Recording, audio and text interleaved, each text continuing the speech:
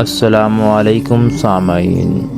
ایک نیک بزرگ فرماتے ہیں، میں نے خواب میں ایک مرتبہ شیطان کو دیکھا۔ اس کے پاس ایک ہاتھ میں شہد کی بوتل تھی اور دوسرے ہاتھ میں راکھ۔ میں نے حیران ہو کر پوچھا، اے بدبخت، یہ دونوں چیزیں کیوں اٹھا رکھی ہیں؟ شیطان ہنسنے لگا اور کہنے لگا، یہ شہد ہے، میں ان لوگوں کے ہونٹوں پر لگاتا ہوں جو غیبت کرتے ہیں، پھر انہیں غیبت میں مزہ آنے لگتا ہے۔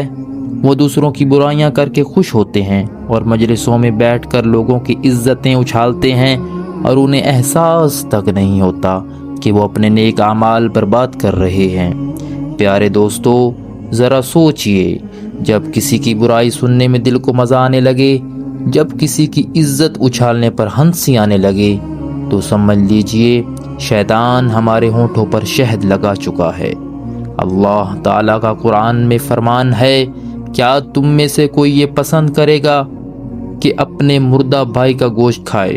یعنی غیبت اتنا بڑا گناہ ہے۔ حضور اکرم صلی اللہ علیہ وآلہ وسلم نے فرمایا، غیبت انسان کی نیکیوں کو اس طرح کھا جاتا ہے جیسے آگ لکڑی کو کھا جاتی ہے۔ پھر میں نے شیطان سے پوچھا، اچھا یہ تو تھی بات غیبت کی، تو یہ بتاؤ یہ راکھ کیوں اٹھائے رکھی ہے؟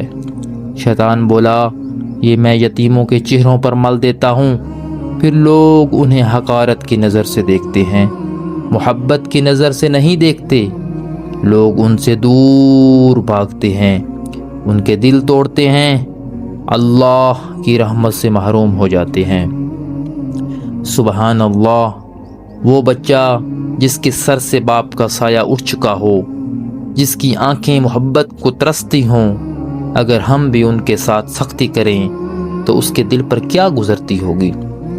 پیارے سامعین، ذرا غور فرمائیے، ہمارے آس پاس ہزاروں بچے ہمیں زندگی میں ایسے ملتے ہیں جو یتیم ہوتے ہیں، تو ہمیں ان کو حقارت کی نظر سے نہیں بلکہ محبت کی نظر سے دیکھنا چاہیے۔